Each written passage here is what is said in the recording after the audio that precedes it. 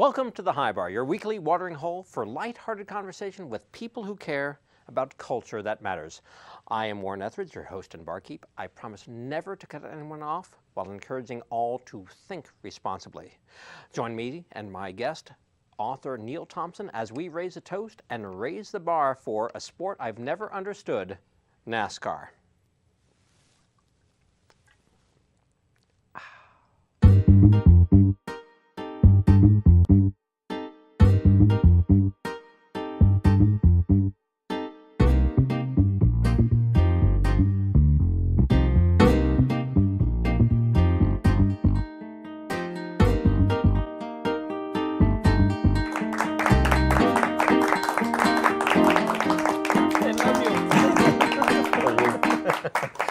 Often the aim of the High Bar is to raise the bar for the audience or those folks here, the barflies at the High Bar. But today it's really to raise the bar for myself. We're going to talk about America's #2 sport, NASCAR, something I certainly don't understand. And joining me today is a man who really can get to the heart and the history of the sport. Please welcome author Neal Thompson. Warren, nice to be here. Nice to be at the High Bar. Nice to have you here. Really, this is a huge, huge sport. You know, it's so easy as, you know, a little Jewy New York intellectual to think of NASCAR as just like, you know, a Southern Hicks sport or something. But this is 75 million people a year watching this thing. It's enormous, and it's a huge business as well. And I think one reason I decided to spend a few years looking at this topic and researching it to the point of moving my family to North Carolina so we could be close to the research was because I'd watched this sport grow and grow and grow, not understanding it myself. I'm from New Jersey, you know, didn't ever have any exposure to NASCAR when I was growing up. It was all football, baseball, and I watched this thing becoming more mainstream. You see it on your TV every weekend. You see the ads everywhere and the cereal boxes. I mean, NASCAR's everywhere. So I wondered, all right, where did this thing come from? And I dug a little bit and found that I think the full story hadn't really been told, especially the part that involves these two jars here, moonshine, which is crucial to the history of this sport, and we can talk more about how one led to the other. But I started looking at sort of looking for the definitive history of how the sport came to be and then how it became so huge. And it just wasn't there. It's a sport whose early origins just hadn't been explored. And so it was a blast to dig back there and meet some of these old timers who are ex-moonshiners and find out how the stuff in that jar led to this massive sport that we've got today. And certainly it's a massive sport, as we covered. But the history really is fascinating. You covered that in Driving with the Devil. And it's a really colorful past. And it combines the two things we're not supposed to do, drinking and driving. Exactly, right. And it's funny, too, that the sport came from that, but today it's considered this family-friendly sport. Right. And I think one reason we don't know about the more colorful aspects of its history is because NASCAR now has become so mainstream and so profitable that NASCAR itself, which by the way is owned by one family, right, the entire sport, they don't want you to know about the dirtier aspects of the early days of the sport. They prefer to have this sort of cleaned up version and not talk about how some of the guys who were the first racers, first promoters, first car team owners spent time in jail. You know, they made moonshine as a living. Sometimes they got caught. Sometimes they got caught trying to escape from the law in their souped up cars, all of which for me was fascinating. And you've got some really colorful characters, as you mentioned, in the early days, but I think NASCAR, until recently, had been pretty uncomfortable embracing that part of their past. Now, I mean, it certainly has become a very Disneyfied sport in a lot of ways, but it is reading your book and hearing about that past that actually intrigues me. Like, I want to go back. I'd actually like those people around because that's fascinating. Explain that connection between moonshine and the first races. That's critical. So in a nutshell, in the period that I cover, and I sort of go back and tell a little bit of the history of the South in a condensed version, and a little bit of the history of moonshine and how it came to America with the Scots-Irish, migrated to the South with them as they were escaping sort of the Puritanism of the Northeast and wanted a little place to call their own, a place that reminded them of Scotland or Northern Ireland, where a lot of them came from, And so they ended up in the hills and the, sort of the craggy areas of Southwest Virginia, Northeast Georgia, Western North Carolina, Eastern Tennessee, you know, Appalachia. And that's where they took their recipes for making Irish whiskey or Scotch or whatever it was, depending on where they came from. And instead of using the grains that they used back in the homeland, they found that they could use corn. They brewed whiskey with corn. That became essentially moonshine. And today, corn liquor is known as bourbon. I mean, it really was an American original. It was created in the South. So during the era that is sort of the pre-NASCAR era, late 1800s into the early 1900s, when these guys are making this stuff, they finally find a way to deliver this stuff to market, which is the automobile. And really, my story builds in the 1930s when Ford V8s are starting to be used as the primary delivery vehicle for moonshine in these southern hollers throughout. I focus mainly on North Georgia. So these guys who otherwise had very few prospects, you know, they could either work on the farm or maybe if they had a factory or a mill nearby, they could work there, but very poor, not a lot of hope.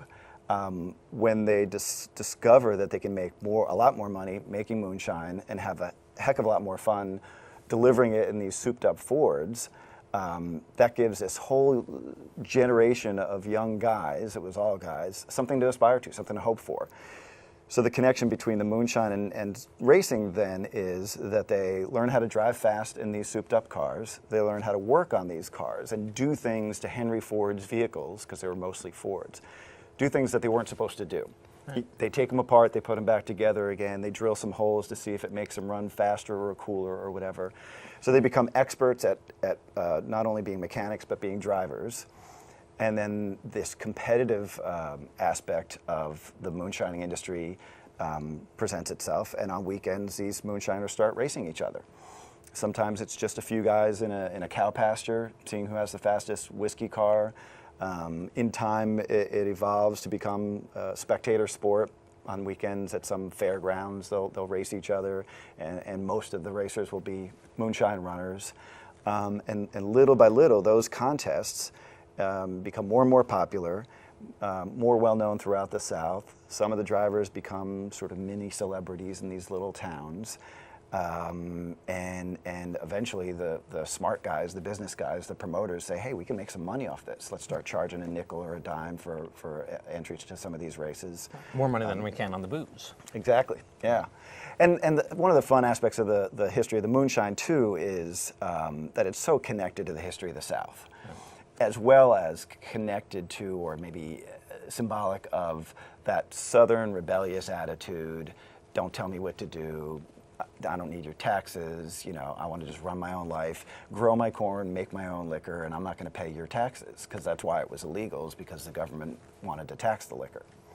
So bourbon is not high fructose corn syrup, it's high octane corn syrup, essentially. And is that what do we have here in front of us? Because I'm dying. So, me too, I'm a little thirsty.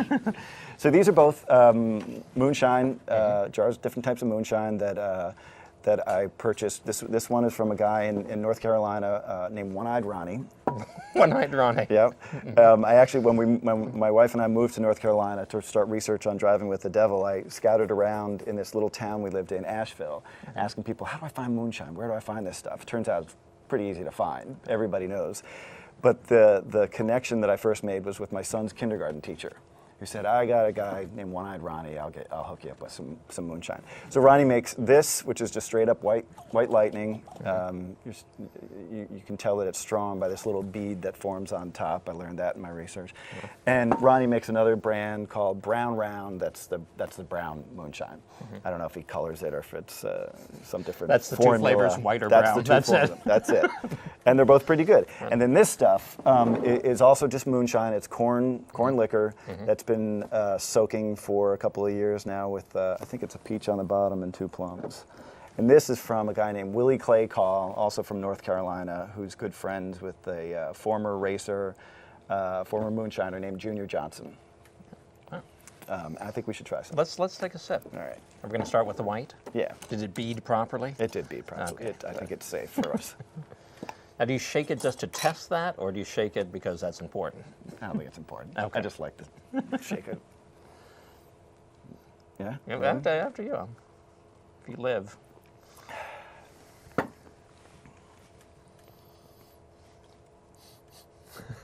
Here it goes.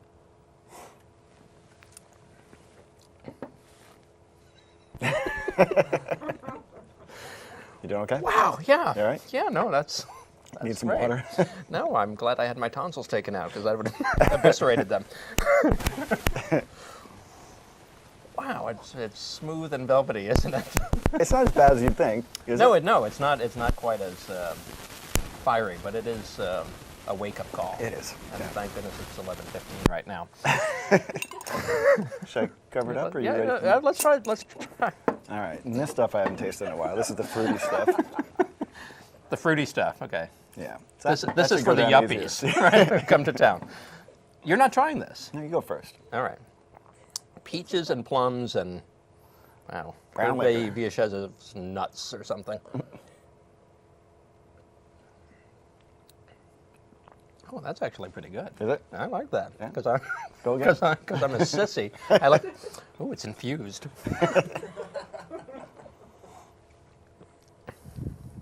I actually do like that. That works pretty well for me. You need a glass? Well.